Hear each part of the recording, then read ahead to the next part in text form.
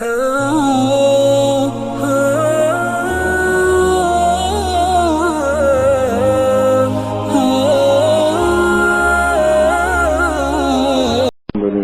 نحمده ونستعينه ونستغفره ونؤمن به ونتوكل عليه ونعوذ بالله من شرور أنفسنا ومن سيئات أعمالنا من يهده الله فلا مضل له ومن يضلل فلا هادي له ونشهد أن لا إله إلا الله وحده لا شريك له ونشهد أن سيدنا وشفيعنا وحبيبنا ومولانا محمدا عبده ورسوله أرسله بالحق بشيرا ونذيرا بين يدي الساعة اللهم صل على سيدنا مولانا محمد وآله وأصحابه وبارك وسلم كما تحب ربنا وترضى عدد ما تحب ربنا وترضى. قال النبي صلى الله عليه وسلم من قام ليلة القدر إيمانا واحتسابا غفر له ما تقدم من ذنبه أو كما قال عليه الصلاة والسلام. محترم بزرگوں، عزیز بھائیوں اور دوستوں اور محترم دینی ماں بہنوں، یہ ہفتہ شانہ کا کرم ہے کہ اس نے زندگی میں مہلت دی اور پھر ایک ماہ مہمان اور اس کی برکتوں اور رحمتوں اور اس کی مغفرت اور اس کی لذتوں اور عزتوں اور اس میں اللہ پاک کی الطاف و عنایتوں سے نوازے جانے کے مواقع اسی کریم پروردگار عالم نے عطا فرمائے. ہفتہ نشانہ ان سب کی قدردانی کی توفیق عطا فرمائے اور زندگی کو اس پاکیزہ جذبے اور پاکیزہ اعمال اور ایمان کی ان بلندیوں سے سرفراز فرمائے جس کے نتیجے میں بقیہ زندگی کا گناہوں سے بچنا آسان ہو اور منکرات سے محفوظ رہنا آسان ہو اور اس زندگی میں حلال و حرام کی تمیز اللہ کی طرف سے میسر ہو اور جو کچھ اللہ پاک نے کرنے اور ان اعمال میں شریک ہونے کی توفیق عطا فرمائی اس کو ان کا کرم سمجھے اور ان کی طرف سے اس کی قدردانی سمجھ کر اپنی زندگی کی بے بسی کا ہر آن ہمیں استحضار ہو، اس لیے کہ وہ کریم ذات ہے. ان کی بارگاہ میں بڑے بڑے محبوب بندوں کی قربانیوں کے خزانے ہیں. ان کے مقابلے میں ہمارے ناقص روزے اور ہماری کمزور عبادتیں اور ہماری بے جان دعائیں اور ہماری غفلت بھری استغفار اس کی کوئی حیثیت نہیں ہے. لیکن اللہ پاک اپنے ماہ مہمان کے صدقے قبول کر لے اور انہوں نے اعلان کیا کہ میں اپنے گناہ گار بندوں کے گناہوں کو معاف کرتا ہوں اور یہ وہ دہا ہے کہ جس کے اندر عتق من النار کا اعلان ہے کہ جہنم کی آگ سے میں اپنے بندوں کو خلاصی عطا فرماتا ہوں. اور اس کی علامت اور شہادت یہ ہے کہ انہوں نے ہم کو اپنے دربار میں بلایا اور گناہوں کے باوجود، بغاوتوں کے باوجود، دنیا کی محبتوں کے دلدل میں پھنسے رہنے کے باوجود انہوں نے کرم فرمایا اور ہم کو اپنے دربار میں شریک ہونے اور حاضر ہونے کی سعادت دی اور غلاموں کی طرح اپنے پاک کلام کو ہاتھ باندھے کھڑے رہ کر سننے اور سنانے کی عزتوں سے انہوں نے نوازا ہے. اب اللہ پاک ان بنے ہوئے نیکیوں کو بچانے کی بھی توفیق عطا فرمائے. اس لیے فرمایا ایک ہے نیکی کا بنانا اور ایک ہے اپنی نیکی کا بچانا کہ یہ نیکی موت تک بچی رہے اور یہ نیکی قبر میں محفوظ رہے اور یہ نیکی حشر کے اندر اللہ کی بارگاہ میں، اللہ کی پاک بارگاہ میں سفارشی بنے، یہاں تک کہ ان نیکیوں کو بہانہ بنا کر اللہ پاک اپنے فضل کو شامل حال فرمائے اور انہی نیکیوں کی برکت سے جہاں وہ آخرت کو بنائیں گے اور حشر کے دن کو سنواریں گے اور قبر کی زندگی میں راحت اور سکون دیں گے، انہی نیکیوں کے صدقے اللہ پاک ہماری دنیا کو بھی بنائیں گے. یہ بات نہیں ہے کہ دین پر، ایمان پر، قرآن پاک پر اور روزوں پر اور دعاؤں پر اللہ پاک ہماری آخرت کو اور قبر کو بناتے ہیں اور رہا دنیا کا مسئلہ تو یہ آدمی کی تدبیر میں اور یہ آدمی کی اپنی فکروں پر اور اس کی محنت پر اس کا مدار ہے. بلکہ دنیا کو بھی اللہ پاک نے اپنے قبضے میں رکھا ہے اور اپنی قدرت کے زیر سایہ اس کو رکھا ہے، اور جو اللہ آخرت کی ابدالآباد کی زندگیوں کو بناتے ہیں وہ اللہ دنیا کی زندگیوں کو بھی اپنے کرم سے سنوارتے ہیں۔ اتنی تسلی انہوں نے اپنے بندوں کو دی کہ حدیث قدسی کا خلاصہ ہے، اے آدم کی اولاد، میں ساتوں زمین و آسمان بنایا اور نہیں تھکا، تو کیا تجھے یہ گمان ہے کہ تجھے 2 روٹی کھلا کے تھک جاؤں گا؟ نہیں، بلکہ یہ میرے قبضے اور قدرت میں ہے، میں اپنی قدرت سے دوں گا۔ تو مجھ پر بھروسہ کر اور اپنی زندگی کو میرے ساتھ صاف کر۔ تو میرے دوستو، یہ مبارک مہمان اور یہ مبارک مہینہ اور یہ مبارک روزوں کا نورانی عمل اور یہ قرآن پاک کے سنانے کا تراویح کا بابرکت عمل اس لیے دیا گیا تاکہ بندہ اس کے ذریعے سے اپنی زندگی کو پاک کرے اور اپنے اعمال کو سنوارے اور آگے آنے والی زندگی کو نورانی اور ایمانی بنانے کے لیے منشاء قرآن کو اپنے سامنے رکھے اور اللہ کی مرضی پر اپنی زندگی کو گزارنے والا بنے۔ اس لیے اللہ پاک نے نمونے چھوڑے صحابہ کرام کی زندگی میں اور تابعین کی زندگی میں اور تبع تابعین کی زندگی میں اور اولیاء کاملین کی زندگی میں کہ جنہوں نے اپنی زندگی کو ایمان اور اعمال پر چلایا اور اللہ کے پاک کلام کے سائے میں اپنی زندگی کو گزارا، تو اس کے نتیجے میں اللہ پاک نے ایک ایمان کا ماحول اپنے بندوں کو عطا فرمایا، جس ماحول کی برکت یہ تھی کہ ولایت کی چوٹیوں پر جو تھے سو تھے، لیکن جن کی زندگی غفلتوں کا شکار رہی اور نفسانی خواہشات کے اندر ڈوبے رہے، اللہ نے ان کی زندگیوں کو بھی بلند کیا اس قرآن پاک کے راستے سے، اور جس قرآن پاک کو اللہ نے سننے اور سنانے کی ہمیں توفیق دی۔ اب اس ماہ مبارک میں ہم سے مطالبہ کیا گیا کہ من صام رمضان ایمانا و احتسابا غفر له ما تقدم من ذنبه، اور اس قدر کی رات کے بارے میں کہا گیا کہ من قام لیلۃ القدر ایمانا و احتسابا غفر له ما تقدم من ذنبه، کہ جس نے اس رات میں اللہ کی ذات عالی پر کامل یقین کیا اور اس رات کے اندر اپنے اعمال کے بارے میں اللہ کی دیے ہوئے اجر اور اللہ کی طرف سے ملنے والی نعمتوں پر للچایا اور کامل یقین رکھا کہ اس کے بدلے میں اللہ پاک مجھے نوازیں گے، تو ایسے بندوں کو اللہ پاک ان کے پچھلے گناہوں سے دھو دیتے ہیں اور اگلی زندگی کو ان کی پاک فرما دیتے ہیں۔ اب یہ پورا پاک کلام اللہ پاک نے ہمارے کانوں میں ڈلوایا اور ہماری زبانوں سے تلاوت کی سعادت دی۔ اب دیکھنا یہ ہے کہ اس قرآن کے آئینے میں ہم نے اپنی زندگی کو کہاں تک بدلا۔ کہیں ایسا تو نہیں کہ ہماری زبان اللہ کا پاک کلام پڑھتی رہی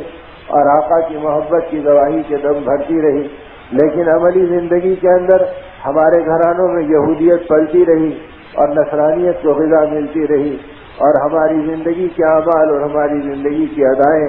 وہ رہیں جو بے دین اور منافقوں کی زندگی کی رہی، تو یہ بات آدمی کے لیے خطرے سے خالی نہیں ہے کہ کہیں شیطان ہم کو دھوکہ نہ دے اور نفس ہم کو غفلتوں میں نہ رکھے۔ اسی لیے شفیق بلخی رحمۃ اللہ علیہ اپنے زمانے کے اولیاء کاملین کے سردار اور سرتاج ہیں، وہ اس بات کو فرماتے ہیں جب بندہ اپنی زبان سے قرآن پاک کو پڑھتا ہے اور بندہ اپنی زبان سے اللہ کی اور اللہ کے نبی کی عظمت اور محبت کا دم بھرتا ہے اور زندگی کے اندر یہ خواہشات کی پیروی کرتا ہے اور نفسانی غلامی میں چلتا ہے، تو شیطان ایسے بندوں کو دیکھ کر کھلکھلا کر ہنستا ہے اور یہ کہتا ہے کہ میرے ان کھلونوں کو دیکھو اور میرے ان جھنجھنوں کو دیکھو کہ میں نے کیسے ان کو دھوکے میں مبتلا کر دیا کہ ان کی زبان پر تو اللہ کا کلام جاری کر دیا اور ان کی زبان پر تو نبی کی محبت کے دم بھرنے کے دعوے جاری کر دیا، اور ان کے عمل کو میں نے اپنی اطاعت میں اور اپنی خواہشات کے اندر لگا دیا، تو یہ کہہ کر شیطان ایسے بندوں کو اپنا کھلونا قرار دیتا ہے۔ تو ایسا نہ ہو کہ زندگی اللہ کے نام پر چل رہی ہو اور شیطان کے حساب میں گنی جائے اور آخرت کے وقت کے اوپر یہ جھولی خالی ہو، تو اس سے بڑھ کر حسرت اور یاس کا کوئی وقت نہیں ہے۔ اس لیے یہ مبارک مہینے کو کہا گیا کہ ایماناً و احتساباً، کہ وہ بندہ جس کے گناہوں کو اللہ معاف کریں گے وہ ہے جس کے دل کا یقین کامل ہو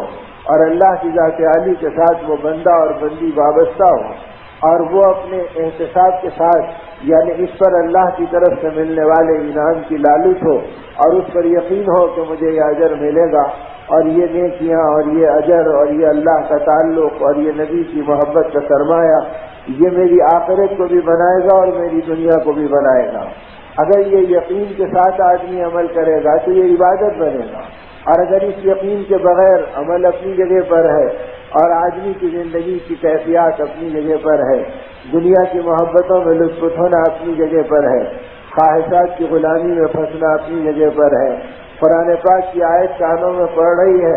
افرائیت من اتخذ الہہ ہوا، کیا تم ان لوگوں کو نہیں دیکھتے جنہوں نے خواہشات کو اپنا معبود بنا لیا اور ان کی زندگی خواہشات کی پیروی میں چل رہی ہے اور ان کی زبان ہماری توحید کا کلمہ پڑھ رہی ہے، تو اللہ پاک ایسے بندوں کو اپنی بندگی سے خود دھتکار دیتے ہیں اور خارج کر دیتے ہیں، اور یہ کہتے ہیں کہ یہ میرے بندے نہیں بلکہ یہ خواہشات کے بندے ہیں، یہ نفس کے غلام ہیں جنہوں نے اپنی زندگی کی اداؤں سے اپنی غلامی کی صداقت اور شہادت پیش کی ہے۔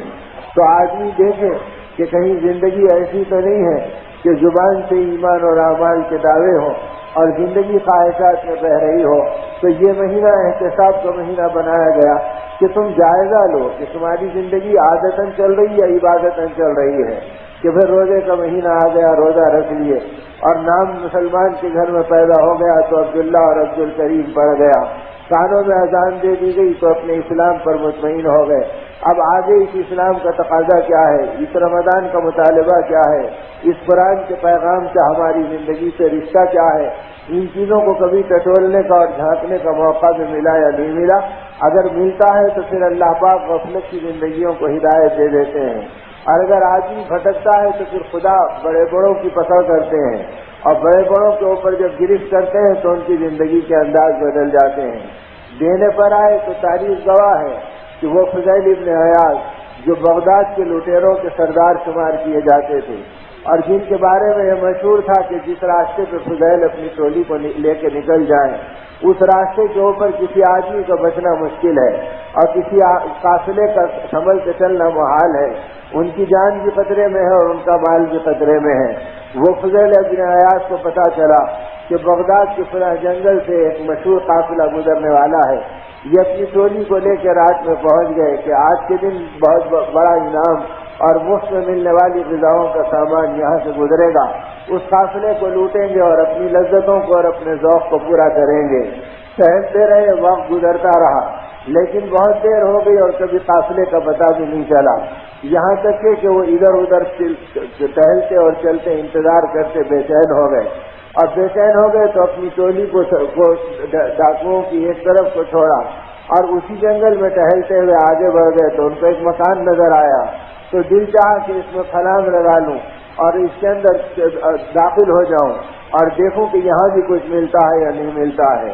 فضیل اس کے اندر جب کود پڑے تو وہاں ایک حسین عورت کو سوتا ہوا پایا، تو کہنے لگے دلی دل میں میں نے فیصلہ کیا،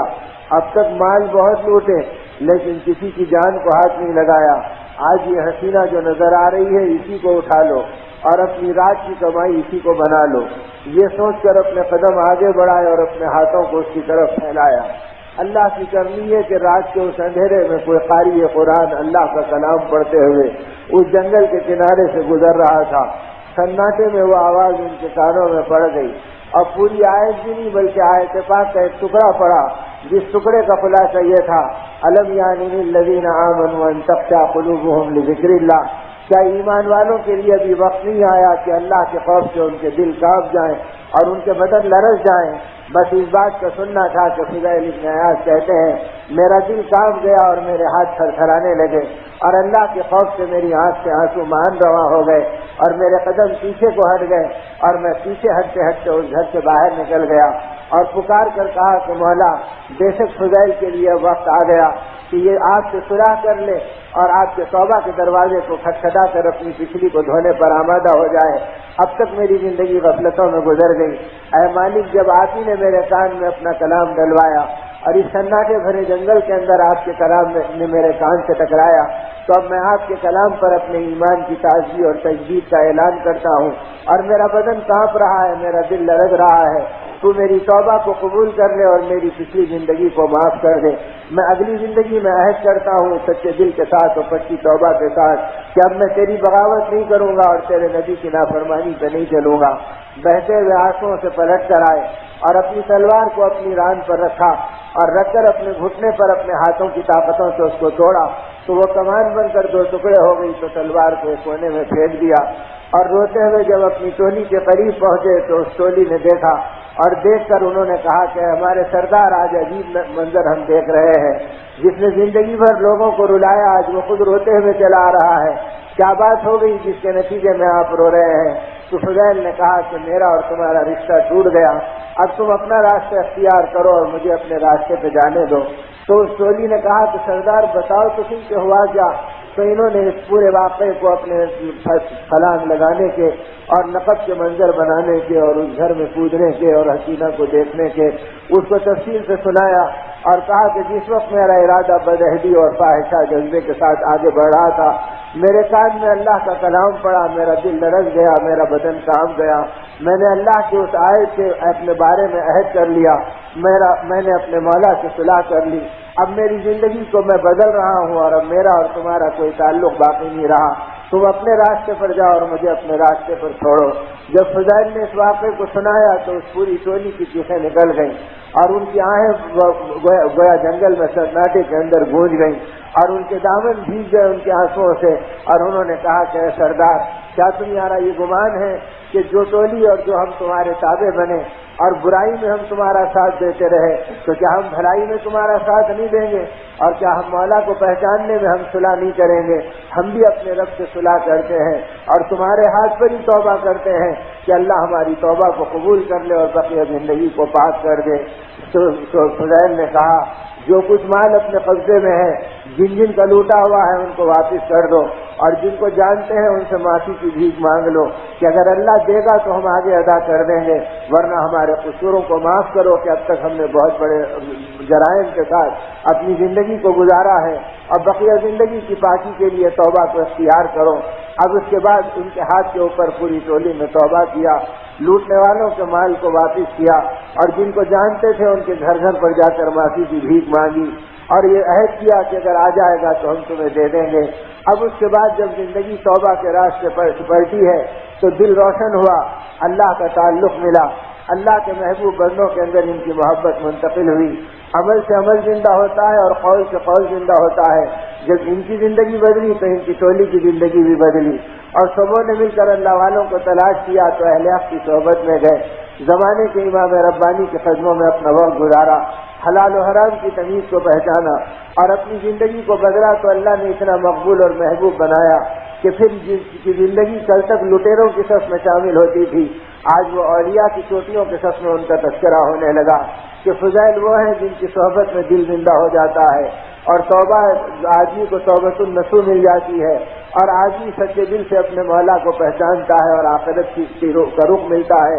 اپنے نبی کی محبت سے اس کی زندگی رنگی جاتی ہے تو دنیا سمٹ کر ان کے پاس آنے لگی اور ان کے ہاتھ سے توبہ کرنے لگی۔ خدا نے پھر ان کی جان میں بھی برکت دی، ان کے مال میں بھی برکت دی، اپنی غیبی مددوں کو اتنا اتارا کہ وہ فضائل جو اپنی زندگی کی ضرورتوں کے لیے دوسروں کی زندگی کو لوٹا کرتے تھے، اب وہ فضائل وہ تھے جن کے بستر پہ توبہ کرنے والے 20-20 ہزار آدمی ایک ایک وقت میں کھانا کھایا کرتے تھے۔ اور یہ تھا کہ آپ فرماتے تھے کہ اے لوگوں یہ اللہ اپنے غیبی خزانوں سے دے رہا ہے، میں نے اپنے رب سے صلح کر لی اور رب کو پہچان لیا تو رب نے اپنے خزانوں کی معرفت مجھے دے دی اور اپنی قدرت کی تائید میرے ساتھ کر دی۔ اسی لیے حدیث پاک میں آتا ہے من اصلح ما بینہ و بین اللہ اصلح اللہ ما بینہ و بین الناس او کما قال، جس نے اپنے اور اللہ کے درمیان معاملے کو صحیح کر لیا تو اللہ اس کے اور مخلوق کے درمیان معاملے کو صحیح کر دیتے ہیں۔ اگر آدمی یہ چاہے کہ کائنات میں ہر ایک کے ساتھ اس کا معاملہ صحیح ہو تو وہ ٹٹول لے کہ میرے اور میرے مولا کا معاملہ صحیح ہے یا نہیں ہے، یقین کے اعتبار سے صحیح ہونا، اعمال کے اعتبار سے صحیح ہونا، احکام کے اعتبار سے صحیح ہونا، مطالبے اور قرآنی کی پکار کے اعتبار سے صحیح ہونا، اور سر کے بال سے لے کے پیر کے ناخن تک اپنی زندگی کو قرآن پاک کے آئینے میں سنوارنا۔ اگر یہ زندگی جس درجے کے اوپر اللہ کے ساتھ صلح کر لے گی اور اس کے اور اللہ کے درمیان کا معاملہ صحیح ہوگا، آقا رحمت صلی اللہ علیہ وسلم کے ارشاد پاک کا خلاصہ یہ ہے جس نے اپنے اور اللہ کے درمیان کے معاملے کو صحیح کر لیا اللہ اس کے اور بندوں کے درمیان کے معاملے کو صحیح کر دیتے ہیں۔ پھر جب صحیح ہونے لگا تو زندگی کے اندر وہ الطاف آئے اور اللہ کے نام کے لینے میں وہ حلاوت آئی اور توبہ کے راستے کے اندر بندوں کے دلوں کے بدلنے کی وہ طاقت پیدا ہوئی کہ یہ دور ہارون رشید کے زمانے کا دور ہے، سلطنت عباسیہ کے عروج کا دور ہے۔ تاریخ گواہ ہے کہ وقت کے بادشاہ کو اور وقت کے شہنشاہ کو رات میں اپنے بستر پہ بے چینی ہوئی۔ اس نے اپنے وزیر جعفر برمکی کو بلایا اور بلا کر یہ کہا کہ جعفر دل بے قرار ہے، خزانے بے انتہا ہیں اور مال و دولت کی اتھاہ کی کوئی گویا سطح نہیں ہے، یہ لامحدود دولتوں کے باوجود دل بے قرار ہے اور جی چاہتا ہے کہ رات کے اندھیرے میں کسی اللہ والے کے پاس لے چلو جس کے قدموں میں سکون ملے اور دل کو عافیت اور آرام ملے۔ جعفر برمکی جن زمانے کے علماء حق کو جانتے تھے ان کے پاس لے کر چلے اور وقت کے بادشاہ ہارون رشید کو لے کر پہنچے، گھر پر آواز لگائی، دستک دی، اندر سے جواب آیا کہ اتنی رات کو کون آئے؟ کہا بادشاہ وقت ہارون رشید تشریف لائے ہیں۔ تو دروازہ کھلا، یہ اندر گئے، بیٹھنے کے بعد کہا کہ کوئی نصیحت کر دیجیے، انہوں نے کچھ نصیحت کی، یہ اٹھے اور ان کو کوئی ہدایہ پیش کیا اور باہر نکل کر آ گئے اور کہا جعفر دل کو چین نہیں ملا، بے شک یہ اللہ کی سچی باتیں بتاتے رہے لیکن میرے قلب کو سکون اور اطمینان نہیں ملا، کسی اور کے پاس لے چلو۔ وہ کسی اور کے پاس لے گئے، وہاں بھی یہی معاملہ ہوا، کسی اور کے پاس لے گئے، وہاں بھی یہی معاملہ ہوا۔ آدھی رات گزر گئی اور بادشاہ ہارون رشید پھر رہے ہیں، یہاں تک کہ آدھی رات کے بعد جعفر برمکی کو خیال آیا تو انہوں نے فضیل ابن عیاض کے جھوپڑے کا پتہ لیا اور ہارون رشید جیسے بادشاہ کو لے کر اس جھوپڑے پہ پہنچے، وہاں جا کر آواز لگائی تو اندر سے جواب آیا کہ اتنی رات کو کون آئے ہیں؟ تو جعفر برمکی نے کہا کہ بادشاہ سلامت ہارون رشید آئے ہیں۔ تو اندر سے فضیل ابن عیاض نے بے نیازی سے فرمایا فقیروں کے دروازے پہ بادشاہوں کا کوئی کام نہیں، یہ دروازہ فقیروں کے لیے کھلتا ہے، بادشاہوں کے لیے نہیں کھلتا۔ یہ بات سن کر ہارون رشید تڑپ گئے اور جعفر حیران ہو گئے کہ دروازہ کیسے کھلاؤں، اور ہارون نے کہا کہ جعفر کوئی تدبیر کرو کہ کسی طرح یہ دروازہ کھل جائے اور یہ اللہ والے کے قدموں میں کچھ دیر بیٹھنے کا موقع مل جائے۔ تھوڑی دیر کے بعد جعفر نے پھر آواز لگائی تو اندر سے پھر پوچھا فضیل ابن عیاض نے کون ہے؟ تو کہا کچھ فقیر ملنے کے لیے آئے ہیں۔ فرمایا ہاں فقیر کے دروازے پہ فقیر ہی آ سکتے ہیں، غنی اللہ کی ذات ہے، ہم کسی اور کو غنی نہیں جانتے، ہم تو ساری مخلوق کو فقیر سمجھتے ہیں، لہذا اپنے فقیر ہونے کا اقرار کرتے ہو تو دروازہ کھلے گا۔ اب جب انہوں نے فقیر ہونے کا اقرار کیا تو جھوپڑے کا دروازہ کھلا اور جب دروازہ کھلا تو ہارون ادب سے اندر داخل ہوئے، سلام کیا تو جواب ملا، ہاتھ بڑھائے تو مسافہ کیا، اب مسافہ کرتے ہی فضیل ابن عیاض کی چیخ نکل گئی۔ اور جب ان کے دار و قطار آنسو بہنے لگے تو ہارون رشید گھبرا گئے، فرمایا فضیل کیا بات ہوئی کہ ہاتھ میں ہاتھ لیتے ہی آپ کی چیخ نکل گئی اور آپ بے قرار رونے لگے؟ فرمایا ہارون جب تمہارا نرم و نازک ہاتھ میرے ہاتھ میں آیا تو جہنم کا منظر میری نگاہوں میں چھا گیا اور میں اس بات کو سوچ پڑا اے اللہ اگر اس کی زندگی صحیح نہیں ہوئی اور اس کو اس کی توبہ تیری بارگاہ میں قبول نہیں ہوئی تو یہ نرم و نازک ہاتھ کل جہنم کا ایندھن بنے گا اور آگ کے انگاروں میں جلے گا۔ وہ منظر میرے لیے ڈرا دیا تو میں چیخ اٹھا، بس اس کا کہنا تھا کہ ہارون رشید کی ہچکیاں لگ گئی اور وہ چیخ کر تڑپ کر رونے لگا اور سر جھکا کے بیٹھ گیا اور کہا فضیل تم میری توبہ کے لیے تم سے گزارش ہے کہ دعا کرو اور میری رہبری کے لیے ہدایت کرو۔ تو فضیل وقت کے بادشاہ کو ہدایت کرتے رہے اور نصیحتیں دیتے رہے اور وہ سر جھکا کے ہچکیوں میں اپنے بارے میں ان نصیحتوں کو سنتے رہے اور توبہ کی چیخیں ہارون رشید کی نکلتی رہیں، یہاں تک کہ فضیل نے کہا کہ ہارون اٹھ جاؤ، اب دن کا اجالا ہونے کو ہے اور اللہ کے سامنے ملاقات کا وقت ختم ہو رہا ہے، مجھے مولا کے سامنے مناجات کرنے دو، اس سے زیادہ بیٹھنے کی تمہیں اجازت نہیں۔ تو ہارون ہچکیاں لیتے ہوئے رخصت ہوئے اور اس کے بعد انہوں نے اپنے جھوپڑے کو بند کیا اور باہر نکل کے ہارون نے کہا جعفر اللہ تمہیں جزائے خیر دے، دل کو چین ملا اور قلب کو سکون ملا۔ تو میرے دوستو جب زندگی بدلتی ہے تو خدا وقت کے بادشاہوں کو گھٹنوں پہ جھکا دیتے ہیں اور ان کے سکون کا سامان ان دروں پہ کرتے ہیں جو اللہ کے پاک کلام کے مطابق اپنی زندگی کو بدلنے پہ تیار ہوتے ہیں۔ تو یہ وہ کلام الہی ہے اور وہ کلام ربانی ہے جس کے سنانے کی اللہ نے ہم کو سعادت دی کہ جس کی ایک ایک آیت لوگوں کی زندگی کو بدل دیتی تھی، اور آج پورا قرآن ہماری زبانوں سے نکل رہا اور کانوں سے ٹکرا رہا ہے، لیکن زندگی میں قرآن کو کھلواڑا ہو رہا ہے اور خواہشات کا غلبہ ہو رہا ہے، حلال و حرام کی تمیز سے ہماری زندگی خالی ہو رہی ہے، اور ہم اپنے انجام اور نتیجے سے بے خبر ہیں کہ اگر یہ معاملہ ہم اللہ کے کلام اور اللہ کے پیغام کے ساتھ کرتے رہیں گے اور اللہ کے نبی محمد رسول اللہ صلی اللہ علیہ وسلم کی بے چینیوں اور آپ کی ارمانوں کے ساتھ ہمارا یہ سلوک ہوگا تو اس کے نتیجے میں ہمارا نتیجہ کیا بنے گا اور ہمارا انجام کیا نکلے گا۔ اس لیے اللہ کرے کہ اسے بچے ایام میں خدا توبہ کی توفیق بھی دے اور اس کی کبریائی کو پہچاننے کی توفیق دے کہ وہ ذات غنی ہے، اس نے دینے کا ارادہ کیا تو لٹیروں کو بے شمار اولیاء کی صف کے اندر شامل کر دیا، اور جب وہ لینے کا ارادہ کیے اور پکڑنے کا ارادہ کیے تو واقعات گواہ ہیں۔ اب وقت نہیں ہے کہ ادھر دن کا افطار بھی گزرا اور روزہ بھی گزرا اور کل دن کے مشاغل بھی ہیں، اب ایک رات ہے جو عبادتوں کی اور دعاؤں کی ہے۔ اللہ کرے کہ مختصر سے مذاکرے پر خدا بقیہ رات کو توبہ پر ڈال دے، مقصد حیات کے پہچاننے پر ڈال دے، منشاء قرآن پر عہد و پیمان پر ڈال دے اور موت تک اپنی زندگیوں کو صحیح گزارنے پر ڈال دے۔ اس لیے میں مختصر ایک آدھ واقعہ اس کے برعکس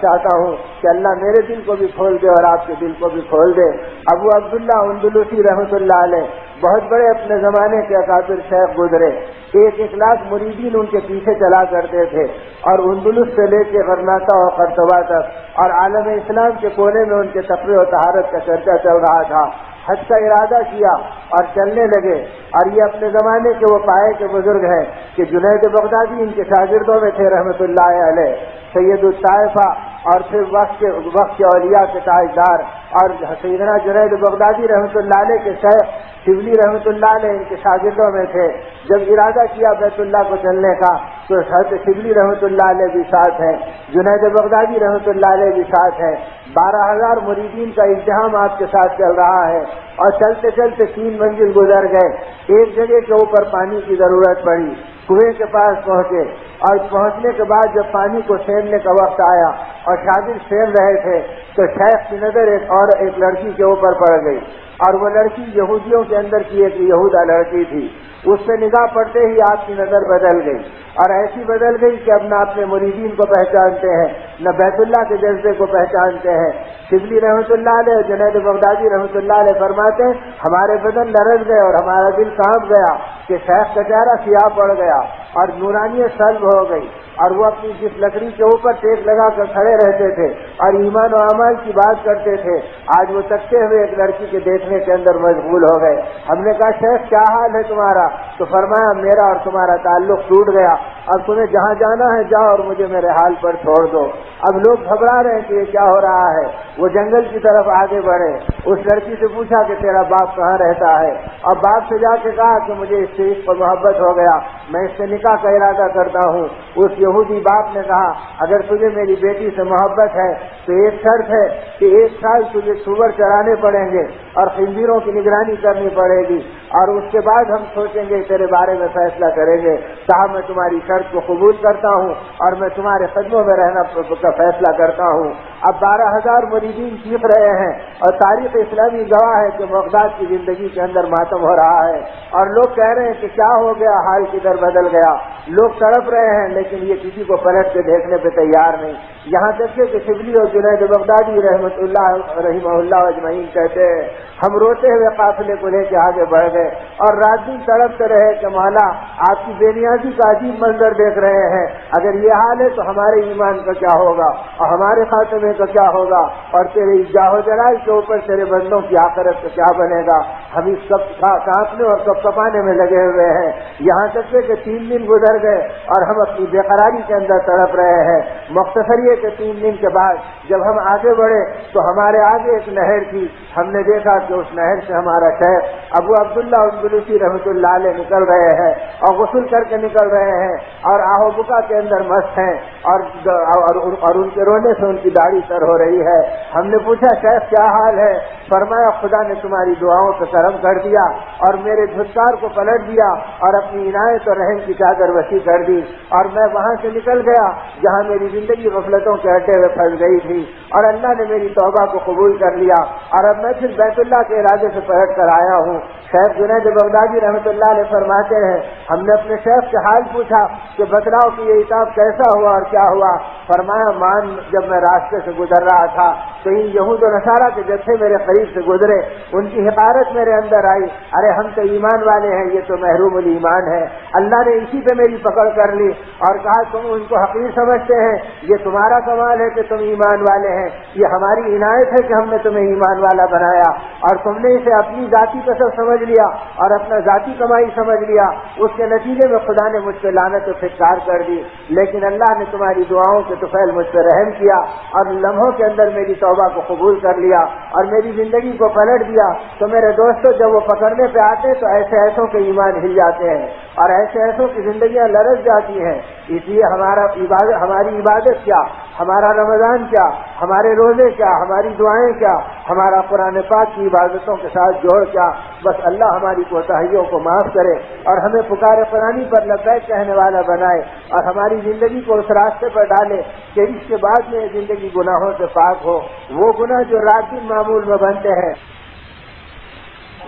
وہ گناہ جو رات دن معمول میں بنتے ہیں، اس سے اپنے آپ کو بچانا، چاہے وہ غیبت کے ہوں، جھوٹ کے ہوں، بدنگاہی کے ہوں، آدمی کی غفلتوں کے ہوں اور نمازوں کی کوتاہیوں کے ہو، کہ اس سے اپنے آپ کو بچا کر جیسے اللہ نے رمضان بنایا ویسے اللہ پاک ہمارا ایمان بنا دے اور باقی 11 مہینے ہم کو اسی طرح اللہ کے گھروں کو آباد کرنے والا بنائے۔ حدیث پاک میں آتا کہ اللہ کے گھر دعائیں بھی دیتے ہیں اور بد دعائیں بھی کرتے ہیں، اے اللہ تو ان کے گھر کو آباد کر جو تیرے گھر کو آباد کر رہے ہیں، اور ان کے گھر کو ویران کر جو تیرے گھر کو ویران کر رہے ہیں۔ اللہ کے گھر کی بد دعاؤں کے بعد امت سمجھ نہیں سکتی اور حالات نبھ نہیں سکتے، اس لیے اپنے اعمال کو جھانکنے کی آقا رحمت صلی اللہ علیہ وسلم نے ہر لمحہ امت کو ترغیب دی کہ اپنے اعمال کو ٹٹولو، اپنی زندگی کو پرکھو، اپنے دل کو جھانکو، اپنے ایمان کی حفاظت کا سامان کرو۔ اسی لیے قرآن پاک میں سکھلایا گیا، ربنا لا تزغ قلوبنا بعد إذ هديتنا وهب لنا من لدنك رحمة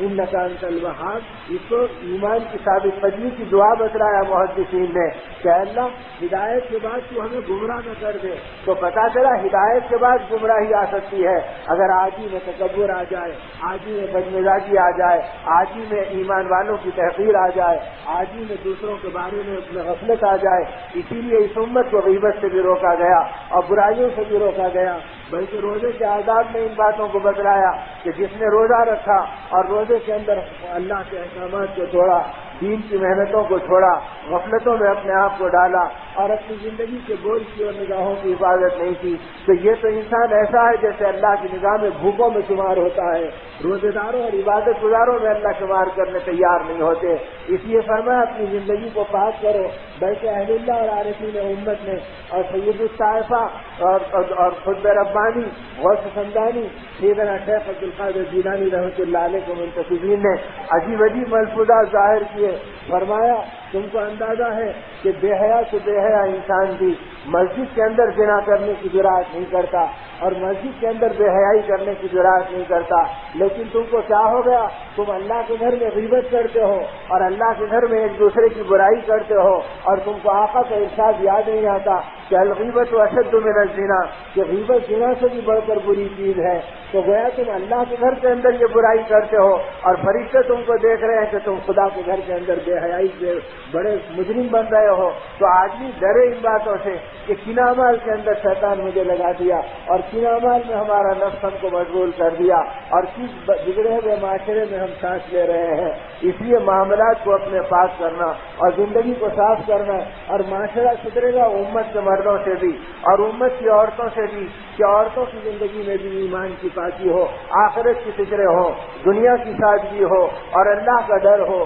اور اپنے گود کی اولادوں کو اللہ کی امانت سمجھ کر ان کو استعمال کرنے کی توفیق ہو۔ اس راستے کے اوپر امت کی عورتوں کو دو جہاں کے سردار صلی اللہ علیہ وسلم نے ڈالا تھا، اور ایک ایک عورت کی ایمان کی فکروں کو اپنا کام سمجھتی تھی اور قرآن کے پیغام کے دنیا میں عام ہونے اور اس پر جان و مال لگانے اور اس پر اپنی عزت و آبرو کو خرچ کرنا، یہ گویا امت کا ذوق تھا کہ ہم دنیا میں دین کے کام کے لیے پیدا کیے گئے. یہ کیا قیامت ہو گئی کہ ہم اپنا تعارف دنیا سے کراتے ہیں؟ ارے اس دنیا کے اندر اللہ نے ہمیں دین کے لیے بھیجا، اور جب موت آئے گی تو فرشتے ہم سے ماں دینوں کا سوال کریں گے کہ بتا تیرا دین کیا تھا. یہ نہیں پوچھیں گے کہ تیری دنیا کیا تھی، تو نے کتنا کمایا، کتنے کوٹھیاں چھوڑا، کتنا مال چھوڑا. بلکہ حدیث پاک میں آتا کہ جب لوگ مرنے والے پہ روتے ہیں اور یہ کہتے ہیں کہ ارے یہ جا رہا ہے، یہ جا رہی ہے، اس جانے والی کے پاس گھر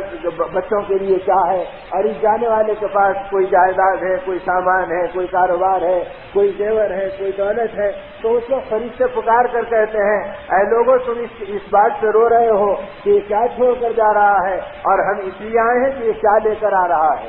یہ ایمان لے کر آ رہا ہے، یہ کفر لے کر آ رہا، یہ حیا لے کر آ رہا ہے، یہ بے حیائی لے کر آ رہا، یہ اطاعت لے کر آ رہا ہے، یہ بغاوت لے کر آ رہا، یہ نبی کی محبت لے کر آ رہا ہے، یا نبی کے دشمنوں کے طور طریق لے کر آ رہا. ہم تو لے کر کے آ رہا ہے یہ دیکھنے کے لیے آئے ہیں. جو چھوڑا وہ تو چھوٹ گیا، اس کی تو کوئی حیثیت نہیں. اور کبھی بھی اللہ نے دنیا سے دین نہیں بنایا، دین سے دنیا بنائی ہے. اس دنیا کی حفاظت ہوئی ہے، اس دنیا میں برکت ہوئی ہے، اس دنیا سے انسانیت کو راحت ملی ہے، اس دنیا سے مخلوق کو خیر کے راستے ملے ہیں. اور جو دنیا آدمی کے بگاڑ کا سبب بنی ہے، اور جو دنیا آدمی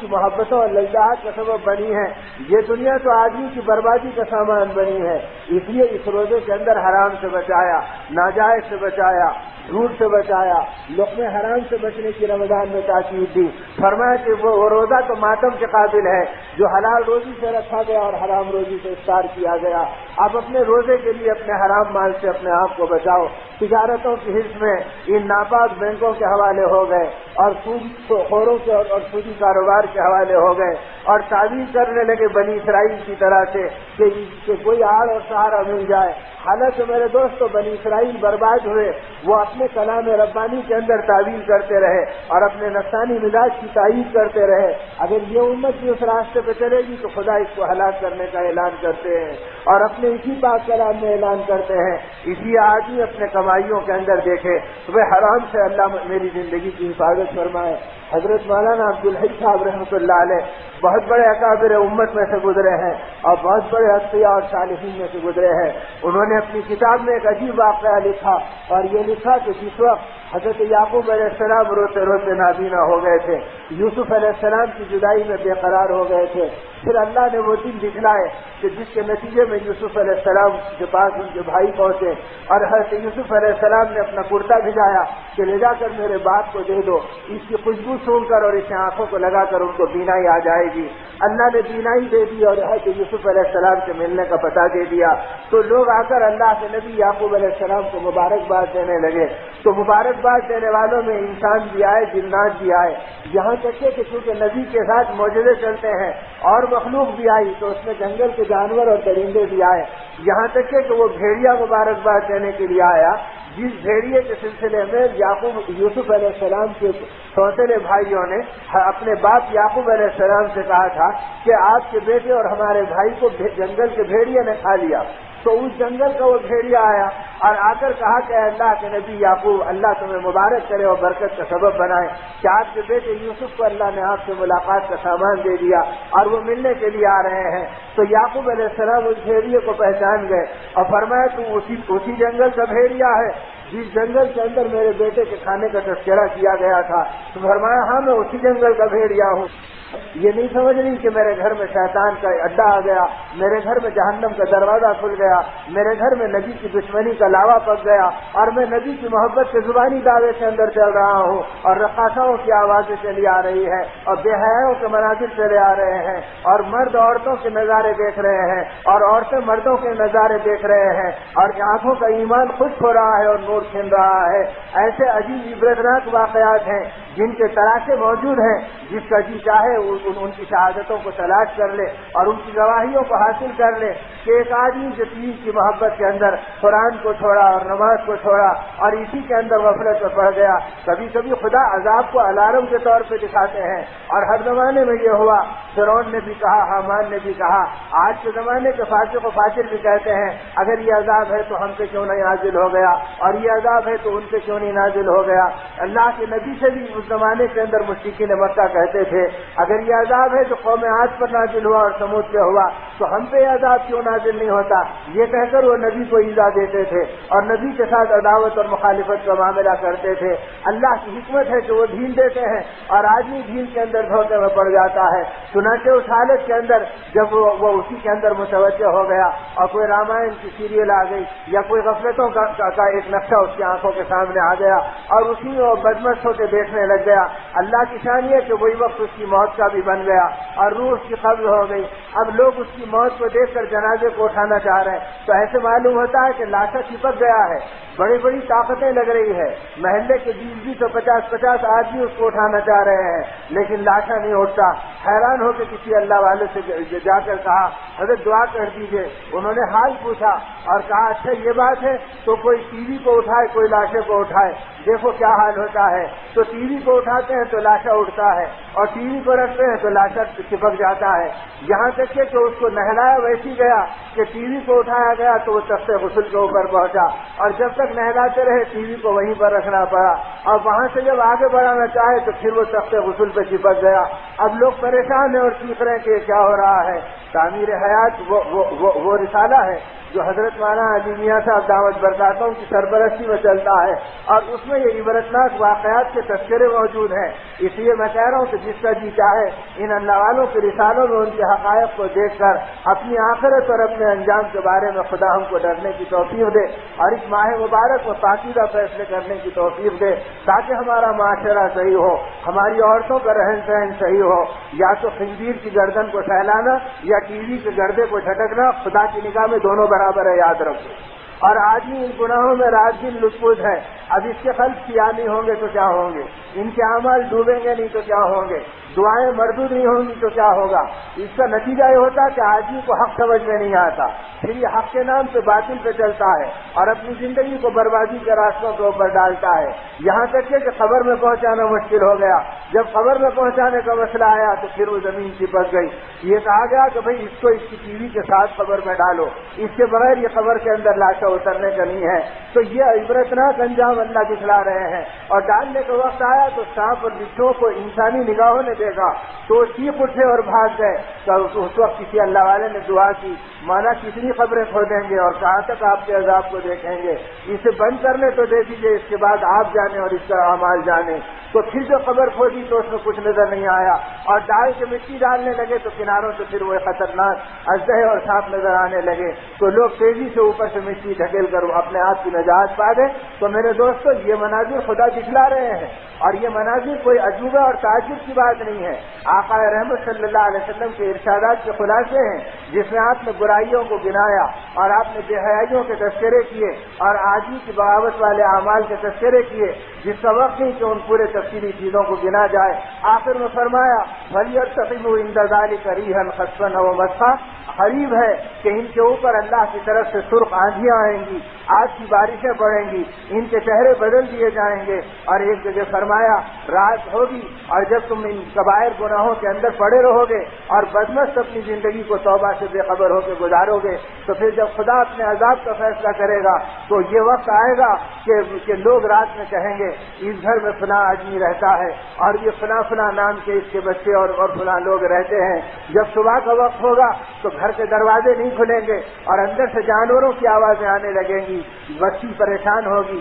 آبادی جمع ہوگی اور آقا دو جہاں صلی اللہ علیہ وسلم کے ارشاد کا خلاصہ ہے جس کا جی چاہے الاعتدال اور احادیث کی کتابوں کو اور در منصور کی روایات کو اٹھا کے دیکھ لے، باب الفتن کے اندر یہ احادیث اللہ کے نبی صلی اللہ علیہ وسلم کے موجود ہیں جن کے خلاصے اور اشارے اس وقت بیان کیے جا رہے ہیں، جس میں آپ نے فرمایا کہ جب بستی اور آبادی جمع ہوگی اور اندر سے بھیانک جانوروں کی آواز سنے گی تو لوگ مشورہ کریں گے کہ ان کے دروازے توڑو۔ جب دروازے توڑیں گے تو اس میں سے انسان کے بجائے خنزیر اور کتے نکل کر بھاگیں گے اور انسانوں کا پتہ نہیں رہے گا۔ تو یہ شکلوں میں بدلنے والے عذاب دنیا میں اللہ بھیجیں گے۔ اللہ ان عذاب سے ہماری نسلوں کی قیامت تک حفاظت فرمائے اور ہم کو سچی پکی توبہ کی توفیق دے اور آدمی ان مجرمانہ اعمال سے اور ان مجرمانہ حالات سے اور ان مجرمانہ رذائل سے اپنی زندگی کو پاک کرے۔ اس لیے کہ یہ مہینہ اب بڑے بڑے لمبے واقعات کے بجائے میرا جی چاہتا ہے کہ خدا مجھے بھی توبہ کی توفیق دے اور آپ کو بھی توبہ کی توفیق دے۔ نہیں معلوم ماہ مبارک ملے گا یا ماہ مبارک ہماری قبروں کو دیکھے گا. کتنے ہیں جو ماہ مہمان میں گزشتہ ہمارے ساتھ تھے اور آج ان کے بدنوں کو شاید مٹی قبر کی کھا چکی اور قبر کے کیڑے انہیں نگل چکے اور ان کے لیے اب توبہ کا دروازہ بھی بند ہو گیا. یہ حال ہمارا بھی کبھی ہونے والا ہے. اس سے پہلے خدا ان بچے ایام میں سچی توبہ کی توفیق دے اور اپنے معاشرے کو بنانا, اپنی عورتوں کو سنوارنا, ان کی زندگی میں حیا اور پاک بازی کو لانا. آج حیا لوٹی انہی بے حیائی کے آلوں سے اور اعمال بگڑے اسی بدعمالیوں کے آلات سے, جس میں جرأت پیدا ہو گئی عورتوں کو بھی اور بچوں کو بھی اور بیٹیوں کو بھی, اور ان کی زندگی بے حجاب راستے پہ پڑ گئی. وہاں آقا دو جہاں صلی اللہ علیہ وسلم نے اس درجے امت کو حجاب میں اور امت کی عورتوں کو حیا اور پردے کے راستے پہ ڈالا تھا کہ اماں جان امت کی عورتوں کی سردارن اور لاڈلی بیٹی نبی ذاتی رسول اللہ صلی اللہ علیہ وسلم کی پاکیزہ بیٹی حضرت فاطمہ رضی اللہ تعالیٰ عنہ کے واقعات میں آج تک تاریخ میں اختلاف موجود ہے کہ آپ کی قبر مبارک بقیع کے اندر ہے یا آپ کی قبر مبارک روضہ اثر صلی اللہ علیہ وسلم کے پیچھے ہے. اس لیے علماء نے یہ بھی لکھا کہ جہاں بقیع میں جا کر آپ پر سلام عرض کرو وہاں جب روضہ اثر کے پیچھے بھی آپ پر سلام عرض کرو. اس لیے کہ روایات میں دونوں جگہ یہ موجود ہے کہ شاید قبر مبارک وہاں ہے یا شاید قبر مبارک یہیں پر ہے. اور یہاں ہونے کی علت علماء نے بیان کی کہ حیا کا غلبہ تھا. پہلے تو فرمایا کہ اگر میری موت واقع ہو جائے تو میرے جنازے کو رات کے اندھیرے میں اٹھانا تاکہ نامحرموں کی نگاہ میرے ڈولے کے اوپر پڑنے نہ پائے اور اس حالت کے اندر میں قبر میں اتاری جاؤں. اور آخر میں فرمایا میرے کمرے میں ہی قبر کھود دینا تاکہ کسی غیر کی نظر نہ پڑے اور اسی میں مجھے دفنانے کا سامان کر دینا. تو میرے دوستوں, ہم اور ہماری ماں بہنیں ان ماؤں کے اور ان نبی زادیوں کے نام لیوا ہیں جنہوں نے اپنے ڈولے کو بھی غیروں کو دکھانے سے شرما گئے اور آج ہماری زندگیاں سڑکوں کا کھلونا بن گئی, بے حیائی کا نمونہ بن گئی اور بے حجاب ہم نامحرموں کے بیچ میں آ گئے اور کبھی ہمیں ان پردے کا اور حیا کا خیال بھی نہیں ہوا. کہاں وہ امت کی مائیں جن کے گودوں میں اتقیاء پل گئے اور جن کے گودوں میں صالحین پیدا ہو گئے اور ان کی برکتوں سے دنیا کے اندر ایمان کے کمالات آ گئے. تو میرے دوستوں, اس لیے اپنی زندگی کو اس راستے پر ڈالنا کہ ماؤں کو اندازہ ہو کہ تمہاری قیمت کیا ہے, تمہارے گود کی اہمیت کیا ہے, تمہارے گودوں میں کن کن کو اللہ نے پالا. ارے نبیوں کو پالنے کے لیے خدا نے تمہارے گود کا انتخاب کیا, جبرائیل کے گود کا انتخاب نہیں کیا اور کسی معلق طور پہ نہیں رکھا. لیکن آج ان ماؤں کے گود میں اولیاء بھی نہیں پیدا ہو سکے اور حق پر چلنے والے 5 وقت نمازی اور خدا کے وفادار بھی قائم نہیں ہو سکے. تو یہ کدھر ہماری زندگیوں کا معاشرہ بگڑ گیا. اس لیے گھرانوں میں ایمان کے تذکرے ہونا اور قال اللہ قال رسول کے تذکرے ہونا اور رسول پاک صلی اللہ علیہ وسلم کے نورانی ارشادات کو سنانا اور فضائل کے اعمال کے ذریعے سے جنت کی رغبت کا ہونا. جس جنت کا شوق اس زمانے میں دلایا گیا اور رمضان المبارک میں مانگنے کی ترغیب دلائی گئی تاکہ امت کو سمجھ میں آئے کہ جنت کیا ہے. ابھی تو روٹی کے ٹکڑوں کو ہی پہچانا اور پیٹ کی بھوک کو ہی پہچانا, ہم نے جنت کی نعمتوں کو نہیں پہچانا اور جہنم کے عذاب کی حقیقتوں کو ہم نے نہیں پہچانا. خدا کرے کہ یہ زمانہ اللہ ہمارے دل کی آنکھوں کو کھول دے اور ہمارے لیے ماہ مہمان کو بہانہ بنا دے کہ ہم پاکیزگی کے راستے پر اپنے آپ کو ڈال لیں. وہ حضرت پیران پیر قطب ربانی سید الطائفہ سیدنا شیخ عبد القادر جیلانی رحمۃ اللہ علیہ, یہ کن اعمال کی برکت ہے کہ خدا ان کی ولایتوں کو ظاہر کیا اور ان کے تقوی و طہارت کو آج تک ہدایت کا سبب بنایا. ان کے ابا جان رحمۃ اللہ علیہ راستے سے جا رہے ہیں, بھوک سے بےتاب ہیں, سرمایہ سفر ختم ہو گیا اور بہتے ہوئے پانی میں ایک سیب آتا ہوا نظر آ گیا. اس سیب کو اٹھا کر بھوک کی حالت میں کھا لیا. پیٹ میں تو کچھ چین پڑا لیکن دل میں آگ لگ گئی. یا اللہ, پتہ نہیں کہ کس کا سیب تھا, میں نے بے اجازت سے اور بغیر کسی وہ حق کے اس کو کھا لیا. اب میری آخرت کا کیا ہوگا اور یہ لقمے حرام سے کہیں میرے اعمال اجڑ تو نہیں جائیں گے. اب اس نادی کی تلاش کے اندر چلے اور اس بہتے پانی کے بہاؤ کی طرف آگے بڑھتے گئے یہاں تک کہ اس باغ پر پہنچے جہاں پر اس انداز کے سیب تھے. اس باغ کے مالک کو تلاش کیا اور تلاش کر کے کہا کہ دیکھنا ایسا سیب اسی باغ پر چلتے ہوئے آیا, اس لیے کہ اور کوئی باغ درمیان میں نہیں ہے اور پانی کی جو بہاؤ تھا وہ اسی راستے کا تھا. میں تم سے اللہ کے لیے معافی مانگنے کے لیے آیا ہوں کہ ایک کھا لیا مجھ سے غلطی ہو گئی, مجھے معاف کر دو تاکہ یہ لقمہ میرے حق میں حرام نہ بن جائے. اس نے بھی دیکھا کہ اتنا حیادار اور اتنا دیانتدار آج میرے دروازے پر آ گیا تو اس نے اللہ کی دین سمجھ گئے اور سمجھ کے اس نے کہا کہ دیکھو, اگر واقعی تم معافی کے طلبگار ہیں تو ہم یوں ہی معاف نہیں کریں گے. ہماری 2 شرطیں ہیں. ایک شرط تو یہ ہے کہ 1 سال تک تمہیں اس باغ کو پانی دینا پڑے گا. اور دوسرے یہ ہے کہ ہماری ایک لڑکی ہے جو اندھی ہے، بہری ہے اور گونگی ہے اور نابینا ہے، اس سے ہم تمہارا نکاح کریں گے۔ اگر ان دو شرطوں کو قبول کرتے ہیں تو ہم معاف کرتے ہیں۔ یا اللہ، لوگ باغ کے باغ کا ہضم کرتے چلے جا رہے ہیں اور کوئی ان کو پوچھنے والا نہیں ہے، اور ایک سیب کے کھانے کے اوپر یہ مسئلہ آ گیا کہ 1 سال تک کی نگرانی کرو۔ اب آج تو ہم نے حرام صرف اسی کو سمجھا کہ جھوٹ بول دیا تو حرام ہے، یا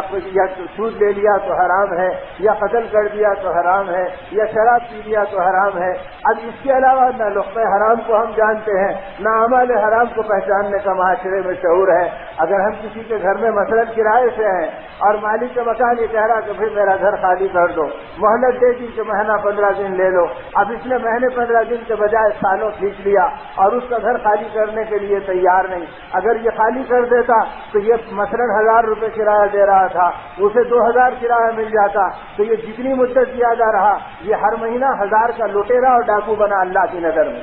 اور اس کے اعمال لٹے۔ اب اگر خدا کا خوف ہے تو آدمی دیکھ لے کہ جس نے کسی کے 2 پیسے ناحق دبا لیے، قیامت کے دن اس کی 750 مقبول نمازیں چھین لی جائیں گی اور اس کے اعمال نامے میں منتقل کر دی جائے گی۔ اب اگر اس نے سال بھر ڈالا اور اس نے 2 سال ڈالا تو شریعت نے کہا کہ کرایہ دار مکاندار کا حق ہے کہ وہ آدھی رات کو کہے تو تم اسے راضی کر کے کچھ مہلت لے لو اور اس کے دل کی خوشی کے ساتھ اس مدت کے اندر اپنی تکلیف گوارا کرو، لیکن اپنا گھر خالی کر دو۔ اب مزید قیامت یہ کہ ہم خالی نہیں کرتے بلکہ اس کے بدلے میں کچھ اور مطالبہ کرتے ہیں، تو یہ تو حرام در حرام ہو گیا، یہ سود در سود ہو گیا۔ اب آدمی سوچے کہ میں جتنا لے رہا ہوں قیامت کے دن اتنا مجھے اعمال کی شکل میں دینا ہے اور نمازوں کی شکل میں مجھے دینا ہے، اور اللہ رب العزت کی بارگاہ کے اندر اس طرح مجھے پہنچنا ہے۔ اب کسی گھر کے اندر میں کرائے سے اتر گیا اور مکاندار یہ کہہ رہا کہ بھائی تو گھر کو خالی کر دے، اس لیے کہ مجھے گھر بیچنا ہے، قبضے کے ساتھ دینا ہے۔ اب ہم اس کی مجبوری سے فائدہ اٹھا رہے ہیں، خریدیں گے تو ہم ہی خریدیں گے، ورنہ کسی خریدار کو آنے والے کو ٹکنے نہیں دیں گے اور اس کو برابر بسوں سے ڈال کے بھگا دیں گے۔ اب یہ مجبور ہو گیا، جسے 10,000 میں بیچتا تھا اسے 2,000 میں بیچنے پہ تیار ہوا، تو اب جو 8-8 ہزار روپے یہ گز کے پیچھے یا گھر کے پیچھے اس کے نقصان ہوئے ہیں۔ یہ جیسے کوئی چور چوری کر مجرم بنا، یہ ہر گز کے پیچھے 8,000 چرانے والا خدا کی بارگاہ میں شمار ہو رہا ہے، اور اسے اس کا بدلہ قیامت کے دن دینا پڑے گا۔ اس لیے آدمی لقمہ حرام کو سمجھے کہ لقمہ حرام صرف یہی نہیں ہے کہ چوری کر دے اور دھوکہ دے دے، بلکہ یہ سب حرام ہے جس نے ہماری دعاؤں کی طاقت کو چھینا ہے۔ اس لیے ایک سیب بہتا ہوا آیا اور راستے میں پڑا تو حضرت شیخ عبدالقادر جیلانی رحمۃ اللہ علیہ کے ابا جان کو دل کو اطمینان نہیں ہوا، کہا ٹھیک ہے دنیا میں 1 سال کی مشقت گوارا کر لوں گا اور ساری ناگواریوں کے ساتھ نکاح کر لوں گا، لیکن خدا کی ناگواری کو برداشت نہیں کر سکتا اور آخرت کی تکلیف کو گوارا نہیں کر سکتا۔ اب سال بھر اس باغ کو پانی دینے پہ ٹھہر گئے۔ جب سال گزرا تو انہوں نے کہا میاں اب دوسری شرط کا وقت آ گیا کہ نکاح کرو۔ کہا اب تو میں راضی ہوں کہ میری آخرت مجھے محبوب ہے، تم جو چاہو کر لو۔ اب نکاح کی محفل ہو گئی، ایجاب و قبول ہو گیا۔ اندر پہنچے تو دیکھا کہ حسینہ ہے جس کی آنکھوں کا حال ایسا ہے کہ اس سے نور ٹپک رہا ہے اور جس کے بولنے اور سننے کے اندر ایمان کے کلمات مل رہے ہیں اور آخرت کے تذکرے مل رہے ہیں۔ وہ بھلی چنگی ہے، اس کے ہاتھ اور پیر صحیح سلامت ہے۔ یہ حیران ہو گئے، یا اللہ میں صحیح جگہ پہنچا یا کسی غلط جگہ کے اوپر آ گیا تو اور ایک آخرت کا مسئلہ بن جائے گا۔ سمجھ کے فوراً باہر نکل گئے، یہ نہیں کہ جوانی کے جوش میں کچھ کر لیا اور سہولت کے موقع کو دیکھ کر کوئی اپنی حسرت کو پوری کر لی۔ باہر گھبرا کر آ گئے اور آ کر پھر اس باغ کے مالی سے ملے اور مل کے کہا کہ بھائی تم نے تو مجھ سے کچھ اور کہا تھا، اور اس کے مالک سے مل کر کہا کہ تم نے تو مجھ سے کچھ اور کہا تھا، لیکن معاملہ کچھ اور میرے سامنے ہے، کیا میں صحیح جگہ پہنچا یا مجھے لوگوں نے غلط جگہ پہنچایا؟ کہا نہیں تم صحیح جگہ پہنچے، میں نے جو کہا تھا کہ یہ اندھی ہے، اس معنی کر اندھی ہے کہ زندگی میں آج تک کبھی نامحرم کو اس نے اپنے آنکھوں سے نہیں دیکھا، اور میں نے کہا کہ یہ گونگی ہے، اس معنی میں گونگی ہے کہ کبھی اس کی زبان میں جھوٹ اور غیبت کے کوئی کلمے اپنی زبان سے نہیں نکالے، اور اس اعتبار سے یہ بحری ہے کہ آج تک خدا کی نافرمانی کا کوئی کلمہ اس کے کان میں نہیں پڑا۔ اور اس طریقے سے یہ معذور اور اباہد ہے کہ اس کے ہاتھ اور پیر کبھی برائی کی طرف نہیں چلے، وہ اللہ نے تمہارے مقدر کر دیا۔ اس جوڑے سے سیدنا شیخ عبد القادر جیلانی رحمۃ اللہ علیہ کو اللہ نے وجود بخشا اور ولادت باسعادت دی، تو اب ایسے تقوی کی زندگی میں ملنے والی اولاد پر اللہ کی نظر رحمت کیسی ہوگی، اور ان سے تقوی اور طہارت کی برکات کیا پھیلیں گی۔ وہ تقوی اور طہارت کی برکتیں ہیں جن کے تذکرے آج تک ہم کرتے ہیں۔ تو اس لیے میرے دوستو، یہ مبارک مہینہ حرام اعمال سے بھی بچنا ہے، حرام لقموں سے بھی بچنا ہے، حرام اداؤں سے بھی بچنا ہے۔ ایذائے مسلم حرام ہے کہ ہماری طرف سے کسی کو اذیت نہ پہنچے، اور کسی کا ناحق مال کھانا حرام ہے کہ ہم کسی کے ناحق مال کا سبب نہ بنے۔ ہر اعتبار سے اپنی زندگی کو پاکیزگی پر ڈالنا۔ لیکن میرے دوستو، یہ زندگی کہاں ملے گی؟ یہ زندگی ایمان کے ماحول میں ملے گی، یہ زندگی نبی پاک صلی اللہ علیہ وسلم کی دعوت کی فضاؤں میں ملے گی، یہ زندگی آقا کے ان اعمال کی برکتوں میں ملے گی جو اعمال کی برکتوں کا ماحول دو جہاں کے سردار صلی اللہ علیہ وسلم نے مدینے میں بنایا تھا کہ غیر آتے تو دین کو پہچان لیتے اور بے دین آتے تو خدا کی معرفت پا جاتے، اور ان کی زبانوں سے بے اختیار لا الہ الا اللہ اور محمد رسول اللہ کا کلمہ نکل جاتا۔ وہ ماحول اور معاشرہ بنا تھا مسلسل ایمان کی محنتوں سے اور مسلسل دین کے کاموں سے۔ اسی لیے اس امت کو دین کے کام کے لیے بھیجا گیا ہے۔ اس لیے قبر میں اس سے دین پوچھا جائے گا، ارے ہم تمہیں دنیا کے لیے نہیں بھیجے تھے، ہم دین کے لیے بھیجے تھے۔ ہریجن کی اولاد ہو تو وہ دنیا کی رٹ لگا لے، اور بت پرستوں کے بچے ہو تو وہ دنیا کا تذکرہ کر لیں، لیکن خدا پرستوں کا بندہ اور خدا پرستوں کا غلام اور اللہ کے لاڈلے نبی کا شہدائی، یہ تو دین کے لیے دنیا میں بھیجا گیا، اور فرشتے اس سے دین پوچھیں گے کہ بتا تو نے دین کا کیا کام کیا۔ اس لیے صحابہ دین کا کام کرتے رہے، ان کی عورتیں دین کی محنتوں میں اپنی زندگیوں کو جھونکتی رہی، اور ان کے بچے دین کی محنتوں میں اپنی جان لگاتے رہے۔ اپنے بچوں کے نذرانے دین کے نام پر دیے ہیں، اتنے دیے ہیں کہ گود کے 6 مہینے اور 8 مہینے کے بچوں کو دودھ پلا رہے ہیں اور ان کی پیٹھ تھپک رہے ہیں، تو اس وقت جو لوریاں دے رہے ہیں، گیت گا رہے ہیں، ان کے اشعار کے خلاصے مورخین نے جمع کر کے رکھے ہیں، اور خود اشعار کو جمع کر کے رکھا ہے جن اشعار کے اندر وہ پڑھا کرتے تھے، اے اللہ ہمارا لال کب بڑا ہوگا، اور جوانی کی عمر میں اس کے رگوں میں تیرے نبی کی محبت کا خون کب گرمائے گا، اور تیری عظمت میں اس کا دل کب مچلے گا، اور کاش اس کی بھری جوانی میں دین کی محنت کا کوئی مطالبہ آ جائے اور ایمان کے تقاضے پر یہ تیرے راستے میں نکل جائے، اور باطل سے یہ سینہ سپر ہو جائے، یہاں تک کہ تیرے راستے میں اس کی قربانیوں پہ تجھے پیار آئے اور تو اسلام کو غلبہ دے اور مسلمانوں کو فتح دے، اور پھر یہ تیرے راستے کے اندر چلتا رہے، اور کاش جب اسلام کو غلبہ ملے اور مسلمانوں کو فتح ملے، باطل کا کوئی تیر اڑتے ہوئے آئے اور میرے لال کے سینے میں پیوست ہو جائے یا گردن سے حلق سے پار ہو جائے، اور اس کے بدن سے خون کے فوارے نکلیں، اور اس کے اندر تیرے حبیب کی محبت کی خوشبو مہک رہی ہو اور تیرے دین کی عظمت کی بے قراریاں دھڑک رہی ہو، اور یہ تیرے راستے میں اپنی جان دے دے۔ مولا جب اس کی آخری حصی لگے گی تو مجھے کتنے خوش نصیب بندیوں میں شمار کرے گا جسے شہید کی ماں بننے کی عزت عطا فرمائے گا۔ تو میرے دوستوں، کبھی ان عزتوں کو اور شہادتوں کو مانگتے ہوئے مائیں اپنی اولاد کی پرورش کرتی تھیں، آج جوان بیٹیوں کو حیا کا تحفہ دینا مشکل ہو گیا اور جوان بیٹوں کو بستر سے اٹھا کے مسجد تک بھیجنا مشکل ہو گیا، اس لیے کہ گھرانوں میں ایمان کے تذکرے لٹ گئے، زبانیں آخرت کے تذکروں سے خالی ہو گئی، دل و دماغ مفلس و خلاش ہو گئے کہ رات دن باطل کا تذکرہ اور چیزوں کا تذکرہ اور مال کا تذکرہ اور ملک کا تذکرہ، نہ اللہ کا تذکرہ، نہ آخرت کا تذکرہ، نہ نبی کی محبت کا تذکرہ، نہ آقا کی بے قراریوں کے تذکرے، نہ ان کے اعمال کی جاذبیت کا تذکرہ۔ جب یہ سب زندگی سے نکل گئے تو اس کے نتیجے میں زندگیاں لوٹ گئیں، اور وہ تاثیرات ہم خود نہیں دیکھتے تو دنیا کو ہم کیا دکھاتے اور ان کو کیا بتلاتے۔ اس لیے میرے دوستوں، ضرورت اس کی ہے کہ اگر ایمان کا ماحول بنے گا اور دعوت اللہ کی فکریں زندگی میں آئیں گی اور ہم اجتماعی طور پر سال کے 11 مہینے باقی بھی اپنی زندگی کو دین کے لیے پیدا کیے گئے سمجھ کر دین کی محنت کریں گے، قرآن کی پکار کے مطابق اس سانچے میں اپنی زندگی کو ڈھالیں گے، تو خدا ہماری مقدر کی دنیا تو دے ہی دیں گے جس کا انہوں نے وعدہ کیا ہے کہ یہ دنیا تو تمہاری ہمارے قبضے میں ہے اور ہم تم کو دیں گے، عزت سے دیں گے، بشرطے کہ تم عزت والے دین پر اپنی عزتوں کو قربان کرو اور اس راستے پر تم چلو۔ تو جب یہ چلنے کی زندگی چلی تو تاریخ گواہ ہے پھر امت کی عورتیں وہ عورتیں بنی تھی کہ ان کے گودوں میں پلنے والے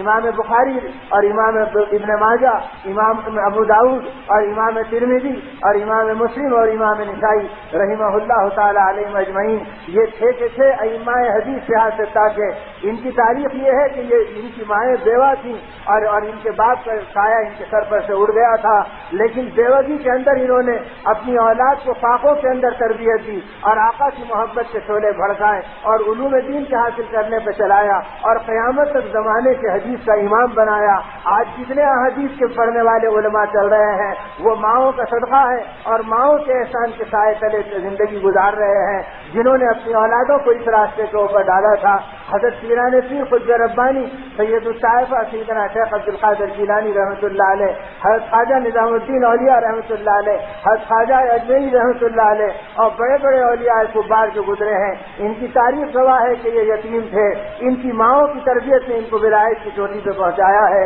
اس لیے میرے دوستوں، خدا ہم کو بھی اپنی عورتوں کی قدردانی کی توفیق دے۔ یہ بیچاری صرف چولہوں کے لیے نہیں ہے اور یہ بیچاری صرف کھانے پکانے کے لیے نہیں ہے، یہ ہماری ہوس کو پورا کرنے کے لیے نہیں ہے، اور یہ صرف بھڑکیلے اور چمکیلے کپڑوں کو دیکھنے اور بازاروں کی شاپنگ کے اندر غیر محرموں کی نگاہوں کا نشانہ بننے کے لیے نہیں ہے، یہ تو نبی کے راستے جسے اللہ کی امانت ہے اور آقا کی محبتوں کا یہ نشانہ ہے، اور ان کے بودوں سے ایمان کے فوارے نکلنے کے اسباب ہیں۔ خدا کرے کہ قرآن پاک کی یہ طاقتیں اور رمضان کی صحبتوں کی یہ برکتیں اپنی اور اپنی عورتوں کے بارے میں ہم کو سمجھ میں آئے اور اس کے لیے ایمان کا ماحول بنانا اور آخرت والی فکروں پر قرآن کی روشنی میں اپنی زندگی کو گزارنا۔ آخر یہی قرآن پاک ہے جس کی ایک ایک آیت نے صحابہ کو ہچکیوں پر ڈالا اور اہل اللہ کو بے قرار بننے پر ڈالا اور اپنی زندگیوں کو قربانیوں کے اوپر بچھلنے پر ڈالا، اتنا بچھلنے پر ڈالا کہ یہی حضرت پیران پیر خود ربانی سید الطائفہ سیدنا شیخ عبد القادر جیلانی رحمۃ اللہ علیہ ہیں، جب بیت اللہ پہنچے ہیں